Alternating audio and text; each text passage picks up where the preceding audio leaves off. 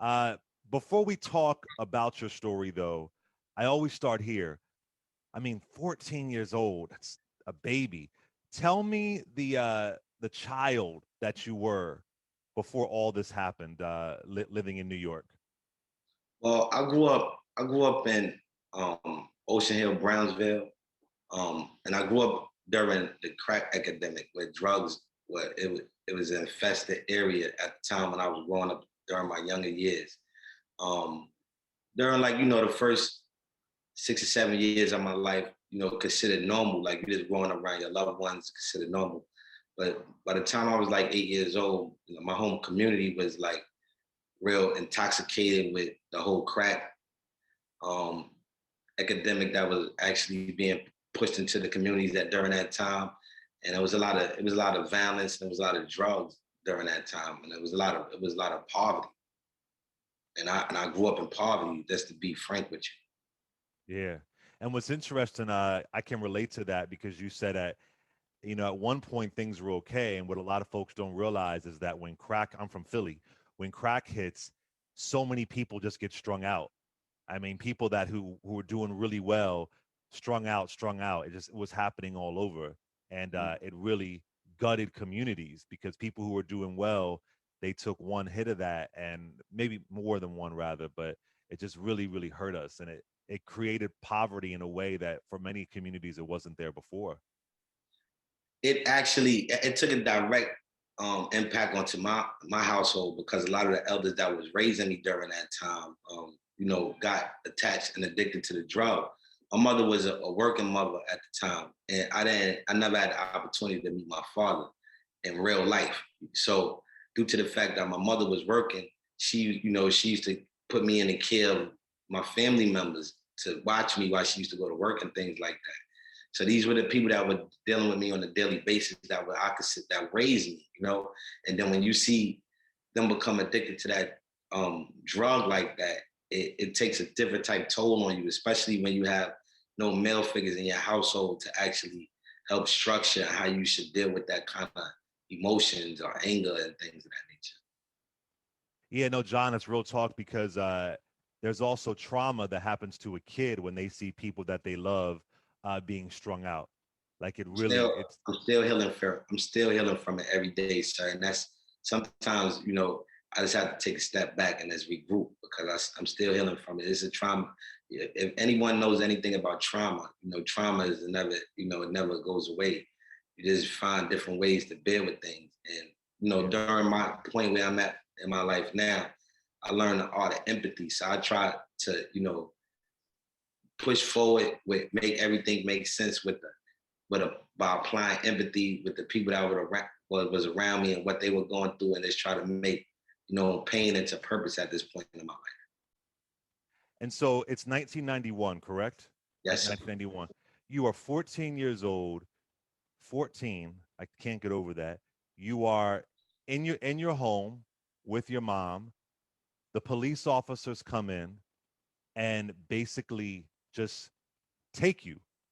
Describe what happened. Well, actually, I was very talented in basketball at a young age, and I was playing for the same precinct that actually arrested me. So the, you could say, yeah, it was a gang officer that came into my home that morning, but it was my basketball coach that actually led them gang of police into the led the gang of detectives into my home because he was the one who knocked on my door that morning, and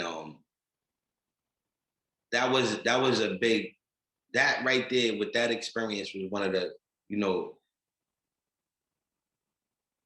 defying kind of experiences for me besides me being taken out of my home because Coach Moore was someone that I believed in. He was a role model in the community. He was someone that I trusted in. I played basketball with him for years prior to me actually having this occurrence. And he knew me. He actually knew my family personally. He knew his father worked in my school as a super. And he was someone that I trusted in as not having a father figure, someone that took personal interest into me. And for him to lead them into my home and actually be a part of the unit that actually took me out away from my family initially, it put me in a place where I had no trust of no one, no ever again at that point. Did you ever speak to him later? Did you ever find out why he did that? What was his reason for leading the police to your home? I never personally had an opportunity to speak to him, but from what I heard, the story was he told my mother, that he was the one who led him there because he didn't want them to kill me or whatever the case may be. Or I don't know how that ever. I don't even know how I became a a, a, a suspect in this issue, right? To this day, the leading detective, Louis Scarcella, can't explain how I became a suspect in this crime, and that's one puzzling. You know, from a person that go through my experience, one of the main questions that you have is why. Like, why did this happen to me? Like, what, did I do this wrong? And then, you have people around you that always have the curiosity of, well, maybe he was doing this, or maybe he was doing that, or how was he around this, or was he even there? And when you learn of the facts of the case, that I'm not even there, I'm not even nowhere around these things. I don't fit nowhere the description. I'm not even the type of individual you're looking for. And then as someday I'll become 2 days later, I'll become a scapegoat. And then, I'm a poor kid with no financial backing to actually have a voice. What's crazy is that they were looking for the suspect was 5'10", in his 20s, and light skin. Uh, that clearly is not you. You're 14 years old. You're also you're a shorter kid, and you're not light skinned. I mean, this is so there's nothing there whatsoever. Sir, I'm 5'5" today. 5'5" today. So when you were I consider 14, myself I consider myself a giant, but I'm 5'5" today. And at the time, I was maybe not even 5'2", maybe five, under 100 pounds. And then I'm put into a system that is not only dominated by violence and negative behaviors, but I'm put into a system where I'm being accused of actually killing a peace officer, a correctional officer. So now I'm going.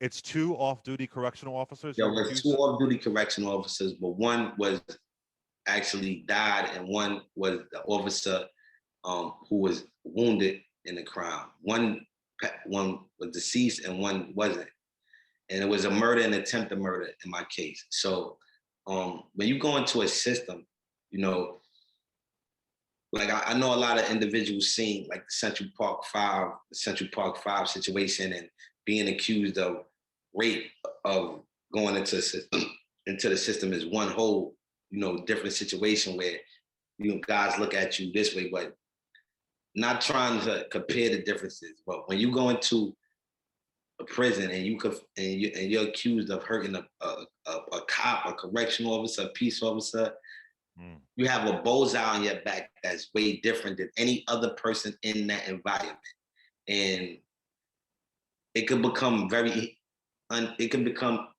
at certain times, the way they treat you.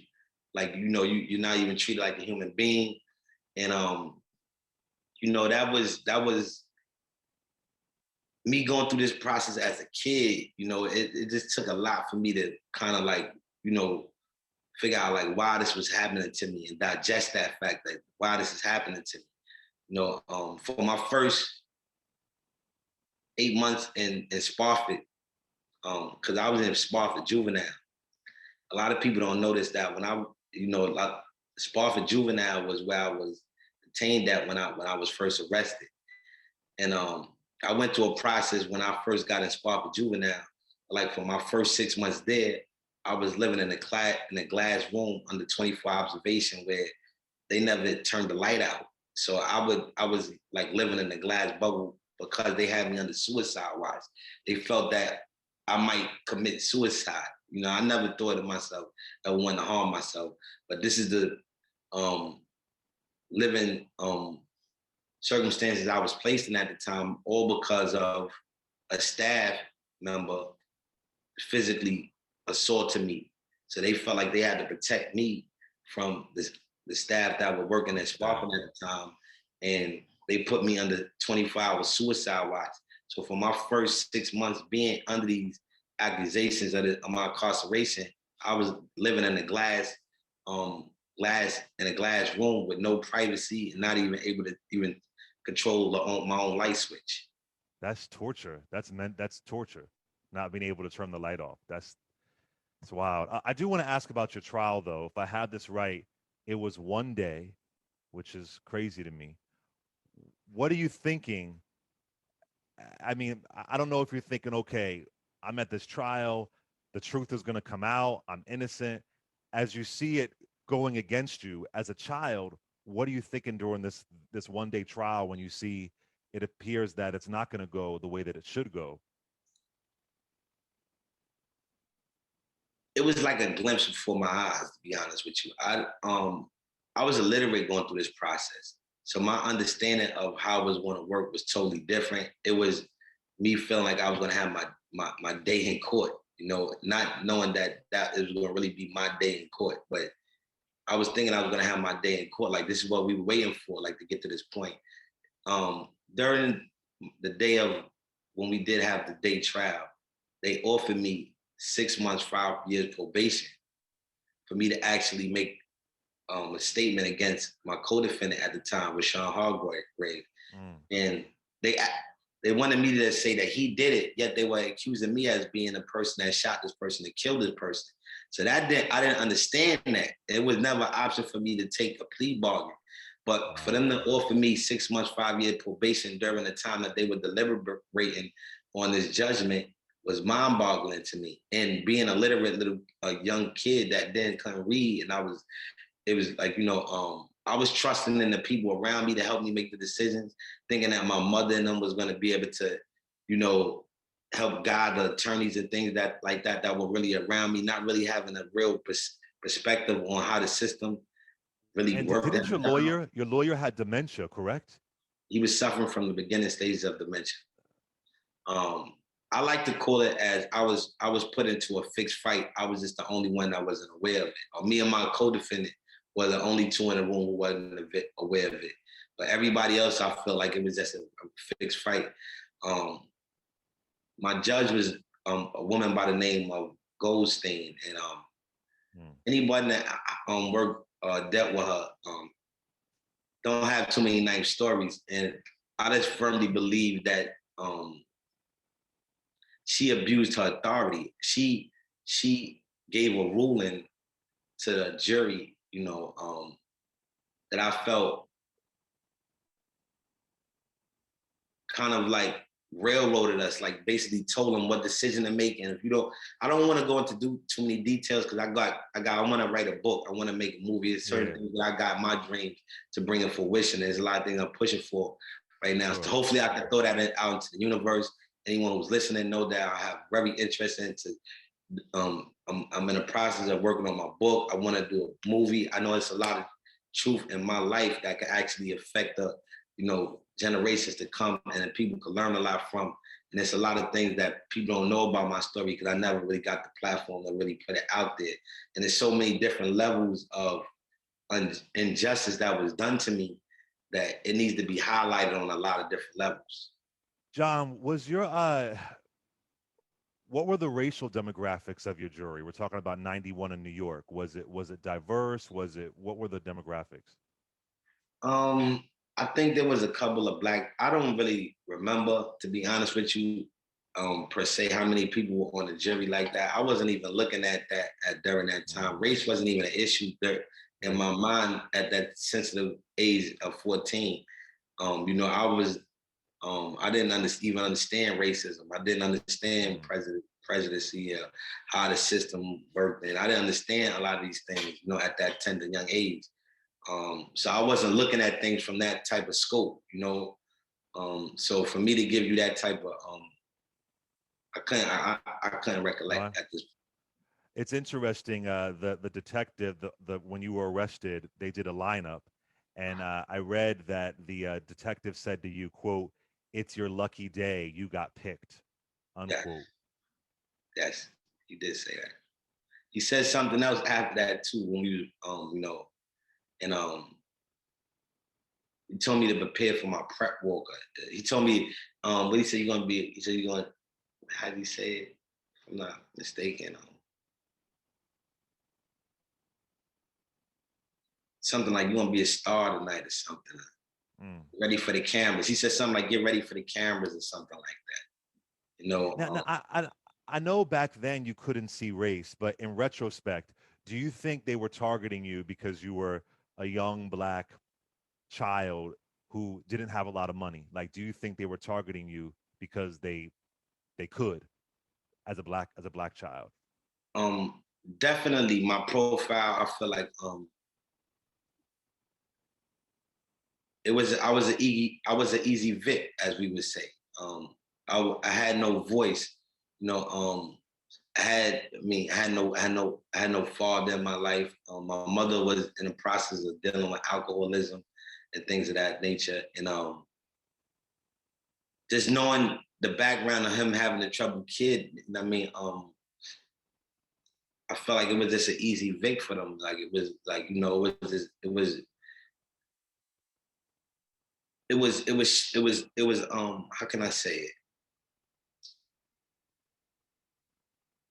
It was easy for them to sweep me under the rug because I had no voice and I had no way to basically fight back. And we were poor. So at the end of the day, I feel like I just got caught up in a whirlwind, in a storm, and they swept me under the rug so fast that no one even really it never, like after the magnitude of after the actual incident happened and they put it on the news and things like that, there were no more media coverage on this. And this was one of the most, as you would say, most intense crime that happened that year as far as in New York City. So there were no media coverage on our trials. There were no media coverage on our hearings. Like they totally swept us under the rug. And everyone that was involved with this knew what was going on. So there were actually lawyers and attorneys that represented me from the beginning that once they came and sat with me was like, I can't do this. Like I remember them people, and it was so like, like blurry in my mind because I went through so much. And it was like a lot of things I couldn't recall because it was things were happening at a pace where it's hard to put things in a right format when things are happening to you back to back to back.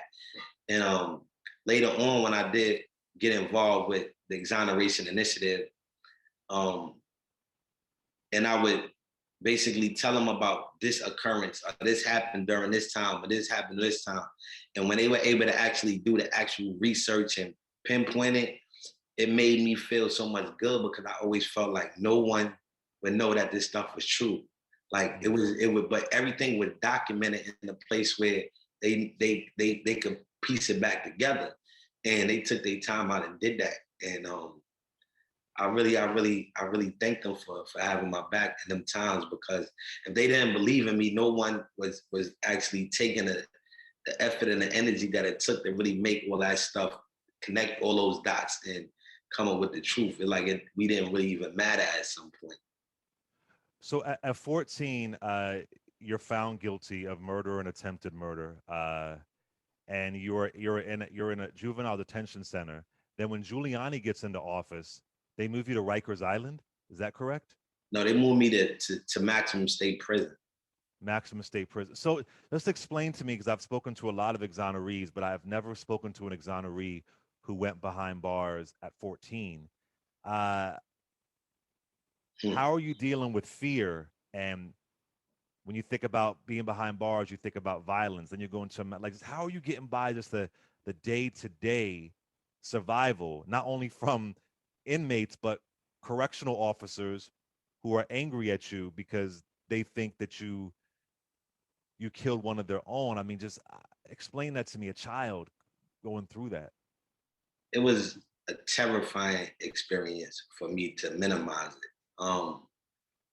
I often explain it like during my ride going to corrections, I went through a lot of different emotions, to be totally honest with you. And me growing up inside of a controlled environment, me growing up inside of detention, as far as being in juvenile detention, it's like you going from elementary to junior high school to college, and you have all these different images in your mind of stories, what people say and things like that. And some of the first things that go through your mind when you're going through when you what you hear about being upstate in prison is people going to rape you, they're going to stab you, they're going to cut you, rob you and things of that nature. So for me to sit here and say I wasn't terrified, that was one of the most terrifying things, because they installed that in us as far as being in the youth detention, as far as us maintaining good behavior, because that is going to be the results if we didn't maintain good behavior. So we always looked at going to corrections as a punishment. So during my time there, and I didn't even know that I was going to be transferred during this time, it was like another, how can I say, horrifying adjustment that I had to make, but I had to live in it. So you got to make these adjustments as you're going along. Like it's at that time, there's no time for you to have anything. And I felt like I went all the way from being afraid to becoming a aggressor, where because I had to put it in my mind that before I let anybody do anything to me, I would do something to them. And that's the type of mentality that I went into corrections with. And I had to live off of that because I'm a little guy frame. And this is a violent, toxic environment. There's predator or prey in prison. It's straight, there's no nice guy shit. And until you establish a respect and a person know, like, they can't take nothing from you, they can't do nothing to you without repercussions happening, or you retaliate, or you willing to do something to them in the process. And it's sad to say, but that's the reality, you know. And me going into that environment, I became animalistic on a violent level at some point too, in order for me to survive in this environment. You know, in order for me not to get sexually abused, in order for me not to get my property taken from me, in order for me not to walk around with these big scars on my face, I felt like, you know, I had to become of this culture in order for me to survive. And at some point, you know, later on in my incarceration, taking programs and me educating myself, I was able to like reinstate myself back to humanity and to sanity, because this is an abnormal environment, and people don't understand that. They think you can function normal in an abnormal environment when you go up under this type of in these type of places, and it's not like, it's not normal. What the normal is abnormal. So the normal thing to us, how we gotta adjust, is not normal to the average person that's actually living in society. You know, in this environment, people will put their own manure in their mouth and spit it on you and think they causing you a harm. And that's unhumane right there. That's things like people don't even, savagery, you know, throwing urine on the next person. A person would actually offer you food and put their own manure in it, like, you know, try to poison you and befriend you, you know, try to get your family's information and write them, try to extort you. There's so many different levels of way for a person to try to exploit you in this environment. And mostly everyone that you come in contact, besides maybe like 2%, are people that's out to exploit you for all the wrong reasons. You also said that you were assaulted by the correctional officers. Can you talk about that? Well, I was assaulted numerous times by the correctional officers from the beginning to you know, all the way to maybe like I was after maybe like 12 years into my incarceration, where I learned where they, you know, this how to maneuver around the elements and try to keep a low profile. I never made it to Attica. My co-defendant was almost got killed in Attica by the correctional officers there. My abuse was on many different levels. You know, once they found out my identity, I mean, I done been in SHU for matters of weeks with no clothes, eating loaf. What is that? What is SHU? Special housing units. Housing. Oh, I see. The box. With I no remember, clothes, just eating loaves of bread. Wow. I'm sorry. Go ahead. I done been, you know, assaulted by these people to the point where I urinated blood before, you know. So, and there's no help there. There's no way you call it mommy. I done seen some of the toughest guys, you know, literally had to cry and be broken down because there's no help there. You could yell, you could scream all you want at the top of your lungs, and ain't nobody gonna come help you. Ain't nobody could help you. And you learn how to to me, I learned how to embrace pain. And that's I don't know how to put that, how to explain that to some people, how you make that a part of your character. But I became numb to pain at some point where,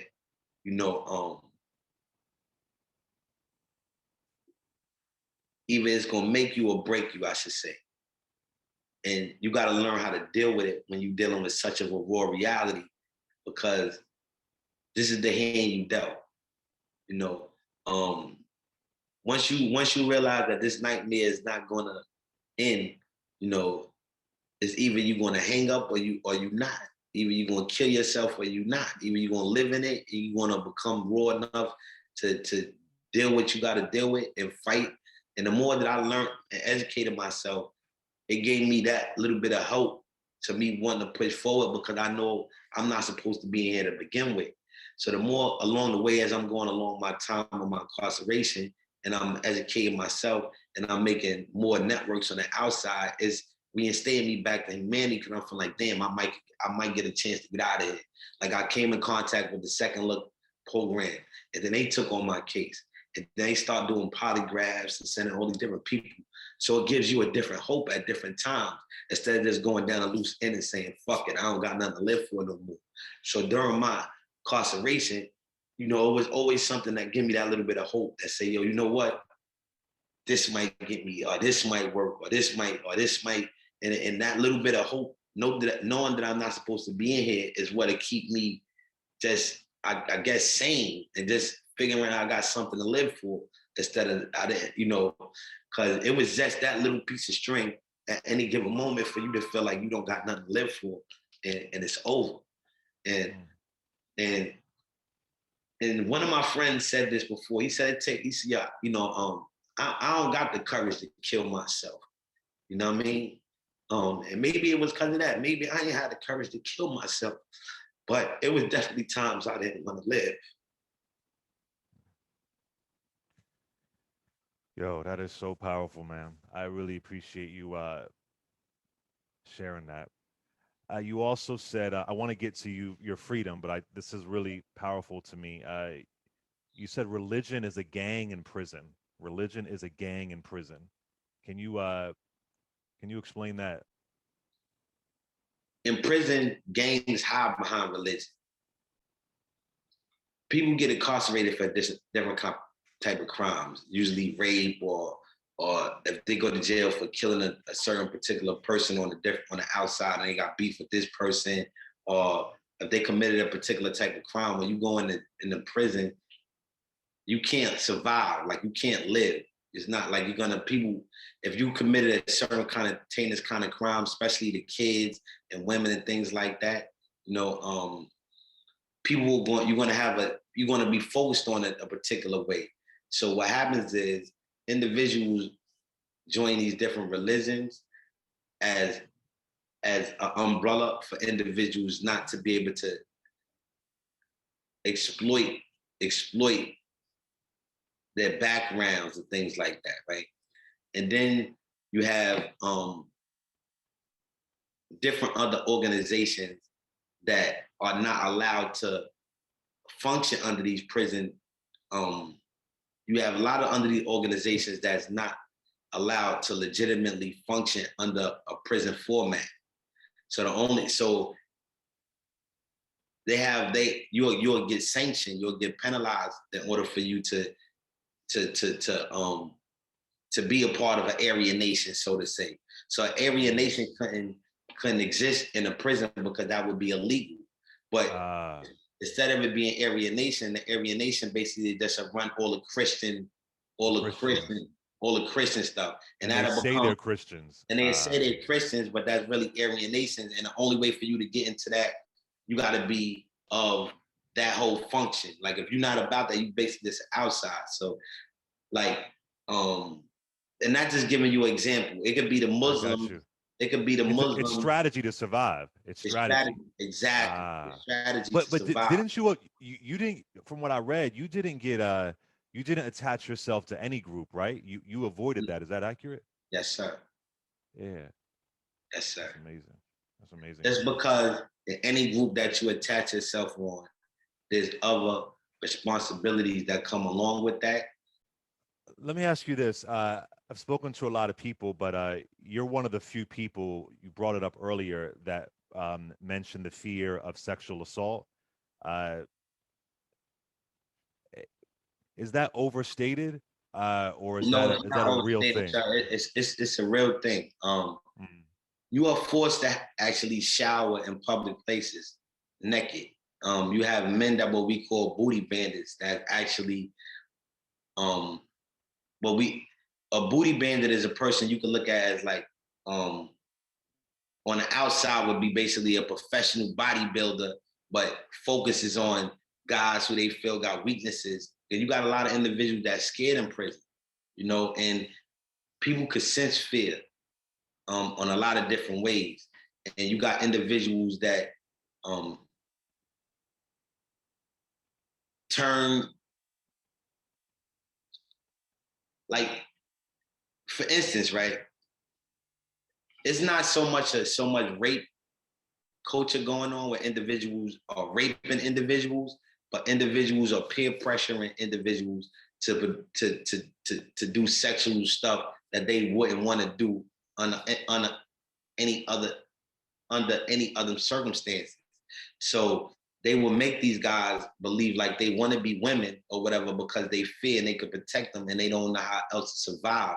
So I've been seeing that happen on a lot of different bases, with more so than where um where I was back in the days I would hear was like a different thing.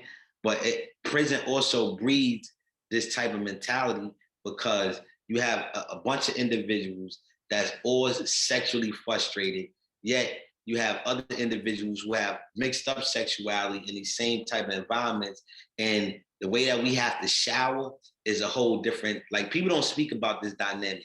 But when you go into state prison, right, most of the times you got to shower with another group of 8 naked men, all butt naked or in their boxer shorts.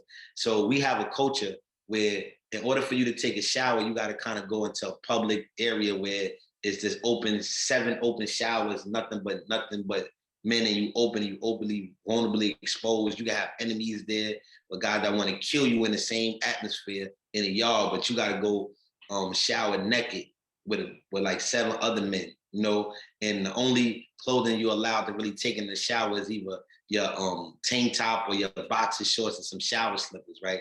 So this kind of breeds that type of environment. So you have individuals that say that are booty bandits, as we would say, individuals that prey on the weak for sexual reasons, right? And we call them, these guys, booty bandits, right? They might see you have other individuals that come into the system that might be innocent like myself, that don't belong in this environment, that are just different, that, and they find themselves in this environment and they scared to death. Like, you can see the fear in a lot of individuals. And if you don't know how to focus that fear, individuals will exploit it and they're going to take advantage of it on every different level. And a lot of times, and sometimes they come out on the end of that, of individuals wanting to be of the next opposite sex at some point. Yeah, I have a friend who went behind bars. He's actually gay though, and he went through a lot of sexual assault just being gay and being behind bars, and it was really terrible. So I just thank you for just explaining that, because it's a sensitive topic, and I just want to respect it. So I No, appreciate it's, what it's, you it's mentioned. real, and to um people will do little things. Like, for instance, I had situations where, I'm a smaller guy, so individual might try you, just on different occasions, or make, like, when I mean try you, is like try to start with you on a different whole beef, or say it's about something totally different, but to see if you're going willing to fight for that. Because if you ain't willing to fight for that, you ain't gonna be willing to fight for your asshole. I'm just being totally real with you. So a person has set you up. So you got to be willing to kill a person if a person is willing to try to do something to you. And sometimes you gotta basically make you a weapon and come out and assault another person, or be willing to go to whatever extreme they willing to go to if they feel like they trying to test your manhood. And there've been those occasions where I might have to actually harm another person or make me a weapon to harm another person if I felt like they could overpower me or anything of that nature. I'm not giving a person an opportunity to it's predator or prey. So if you feel a certain kind of way, you gotta act on it. That's the reality of the situation. Let's talk about your freedom. If I have this right, you prevented a correctional officer, a female correctional officer, from being raped by another inmate, and that kind of led the door for you to be released, right? Is that accurate? She wasn't a correctional officer. Okay. She was a counselor. She was a Okay. civilian. She was a civilian staff, and she was working there as a counselor, and she had a caseload. And that is actually accurate, and that is the truth. That was the only reason I was let go on life parole, on my 17th year, because of Well, that. I'm sorry. I'm sorry. I want to add, John, that you also would do a parole hearing over, and you would not say that you were guilty, and it's possible you could have got let out on parole, but you said, like, I'm not going to admit to a crime that I didn't do, even if it means I could possibly be released. That's true as well, right? I told him that I'm Yeah. never going to do that. Yeah. I told him my That's mom that I was never going to admit to this crime because I didn't do it. right. I only could attest for my actions of my, as I'm doing my time. But if that's something that's never going to happen, like, Wow. Wow. it came to some point at my last hearing. When I walked in there, they told me, we know we're not asking you that question anymore. We know you're not gonna, that wasn't even part of the, assessment of the last hearing I had. They knew that I wasn't accepting responsibility as far as I wasn't going to admit to that crime because I never did it, and I told them that. That's amazing. So again, you get an early release because you prevented this assault, but then you really get the help to get exonerated. So explain how you are officially exonerated. Well, I got released because of that, but I was 17 still years. 17 years. I was still was on life parole, and the way the universe aligned the stars is that it was a reporter by the name of Miss Frances Robles, and she's my angel. I love her to death. Um, she had started doing research on some other cases, and it just so happened that during her course of her doing all her research, she was able to realize that first of all, I was one of the youngest guys that was affected by this particular officer by the name of Louis Scarcella. But she realized when she pulled my profile, and she realized I had a bunch of red flags, and it started going in accordance with Louis Scarcella, uh, his his whole MO, as far as this is something that he's been doing over and over again, as far as putting people in wrong lineups and things of that nature. So she was basically tying all of this in together. And she did the research that a lot of other organizations wasn't able to connect the dots. She connected the dots in a particular way that they wasn't able to do. And she just was a reporter doing her investigation. Like I told you, I done been represented by a lot of different innocent programs, and they will always get to a particular point, and it's like, John, we know you innocent, we know you're not supposed to be here, but it's like we can't help you. And I never could understand that. But make a long story short, it's Frances Robles. She she reached out to me, and she let me know that she would like to have a sit down with me, and she had told me she had she had some information that she wanted to share with me. And after the sit down, and I was able to go through, my case and all my information with her with fine tooth comb. And she wanted me to tell her my story from A to Z. Like tell her, I don't like to say my story, but tell her what happened to me in my life, A to Z. My testimony, what I lived, and don't leave anything out as much as I can remember. And she already had did her homework, I swear to you. Like this lady is out of the sky. She's out of God's heaven. Oh, and she basically fact checked everything I was basically saying, put everything in in perspective. And she told me that before she was going to go forward, she just wanted to make sure before I make her look like a fool that I was in the truth, you know. And then she told me that she knew that I was working with the Exoneration Initiative for the last couple of years, and she wanted to have a sit down with them. She was going to contact them, let them know what information that she had, and she wanted to go forward and put this article out in the New York Times, and hopefully it would, you know, bring awareness and shed that light that I haven't had all this time. And I was all the way with it, and that was the beginning stages for me having my voice back. When she printed the article, um, it gave me and my co-defendant a lot of leverage for individuals to, you know, it magnified all the wrongdoings that were done to us, and it bring it back up to date. And ever since then, the universe has just been connecting the dots. It was I was able to attach myself onto the Exoneration Initiative, who was already represent me, who already had history on me, and it gave them, you know, a new energy to go forward and fight. And then we was able to get a courageous judge by Judge Simpson that wasn't like none of the judges who had actually had our case come before they panel. She got our case and she said, you know what, this shit not right. You know what I mean? I'm not willing to sit here and turn a blind eye to justice because this is not right. And that made us basically that one day trial. We started all that from the beginning, the way it should have been done from the beginning. And we probably wouldn't have been, well, more than likely, if the system would have worked the way it's supposed to, it would have been no way they would have been able to convict us with no evidence on a crime that I had no knowledge of. And you were officially exonerated May 15th, 2018. It's really incredible. Let me ask you, behind bars for 17 years, went behind bars at 14 years old. How do you, because you're institutionalized, right? So I'm just thinking, You're still how, institutionalized.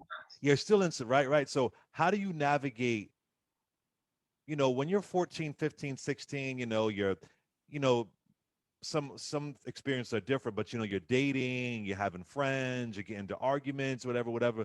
How do you navigate friendships and relationships and dating? I mean, is it even possible to do? How do you get through that when you've been in a system that doesn't really cultivate relationships? Um, you don't. Um, I'm still learning now. I still have those issues I'm trying to deal with now, relationship issues. I have trust issues. Um, in prison, a person could laugh at you, give you a candy bar, and call you his friend. And then in the morning, while you going to breakfast, you turn your back to him. He'll cut you and stab you in your back, literally, no game, all to mislead you. A person will befriend you to what we call um, it's a saying that we call rock a person to sleep. And rock a person to sleep is basically to manipulate you to make you think that you're my friend, so I could put you in a position where I could harm you and you won't see it coming. And that's a culture in prison. You understand what I'm saying? So you is no trust there. You can't the way you learn how to navigate through that is one of the things I did was I started listening to Tupac. He was one of the people that I felt that could relate to the things that I was going through at the time as a musician. And he was someone that was speaking to me that I felt to my struggles and adversities at the time that I was living in. And without having a father figure, um, a lot of things he was saying in his music became law to me, became rules of life. Like, don't trust nobody, watch your back, be careful with it, certain things, even certain books you wanted to read about. And that's why I say the music has a so big impression on the youth today, because I understand the dynamics on how these things affected me, especially when I really even couldn't read. So, I'm still actually healing. I'm still learning how to deal with a lot of those things and navigate through life, um, and trying to make it work. With me, it's the universal laws of nature, the power that actually connect the dots for me. I refer to God without being subscribed to any religion. but I always look at it like God connects the dots for me. And I feel like I'm here for a purpose, like right now, and I'm just living in my purpose. So a lot of that time, I just felt like my heart was pure.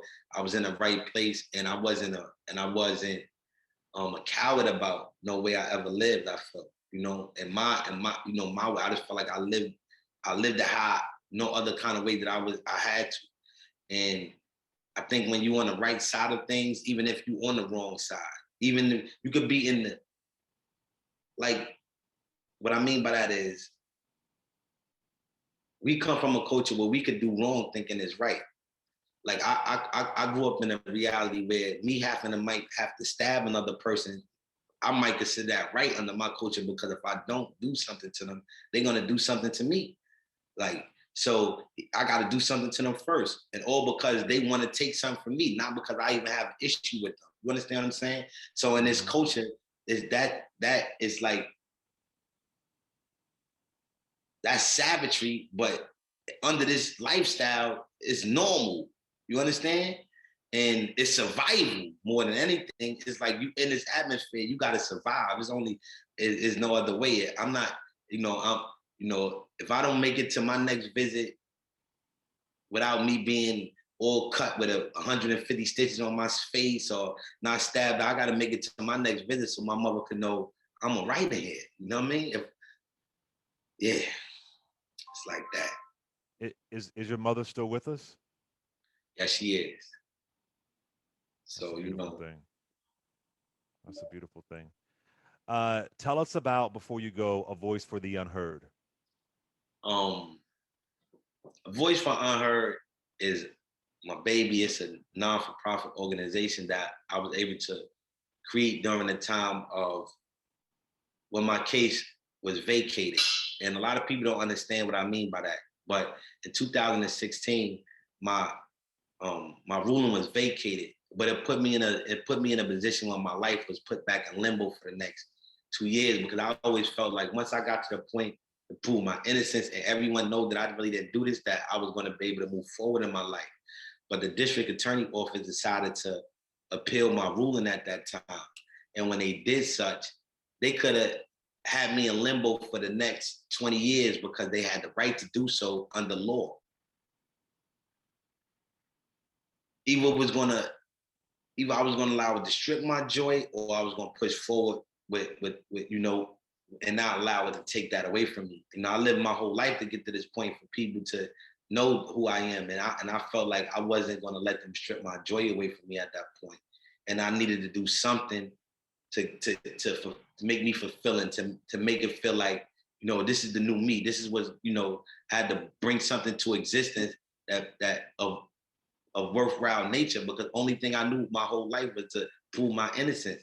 And at this point, I didn't have any other meaning to my life. I didn't know which way to go at this point. Either I was going to fall into depression or I was going to add value to my existence by doing something of purpose and giving myself something to live for. Because if I didn't at this point, my life was going to be in vain. So I started a literacy program, based around literacy with the helps of George Garber, Billy Burns, but the way it actually came into fruition, I was basically speaking of, is just like anything else, the dots, the universe connect, God connected the dots for me, and the things fall into place.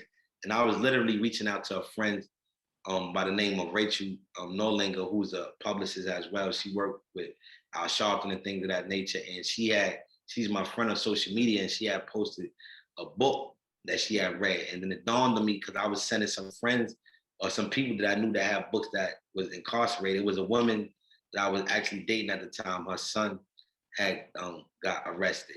And I was telling him like, yo, listen, I'm gonna be sending you some books, man. The best thing you're doing there while you're in there is read. And I was basically, he didn't, his father is deceased. And I could relate to him because I was saying going through this process without you having a father on it, it all my story all over again. So I wanted to help this kid, especially due to the fact that I was dating his mom. And he was in my circle. And it started from that particular element, me reaching out to Ms. Rachel for some extra books that she had. And I went from that to me starting a book drive, to that award, Voice for the Unheard, to me traveling on tour, speaking to universities all over, working with kids in the community, pushing out materials.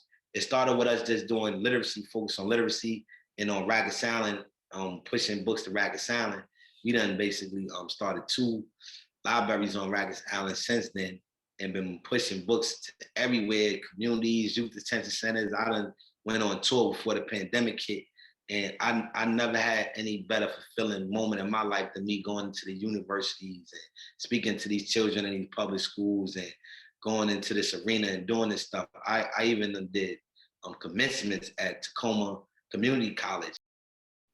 At this point, um, I only could go forward, and even if I die, I feel like someone's always gonna learn something from me. So I feel like I'm in purpose and I'm living for a purpose, and it all makes sense at this time. Is there a website for A Voice for the Unheard? Yes, it is. It's www.avoice4theunheard.org. A Voice for #4 theunheard.org.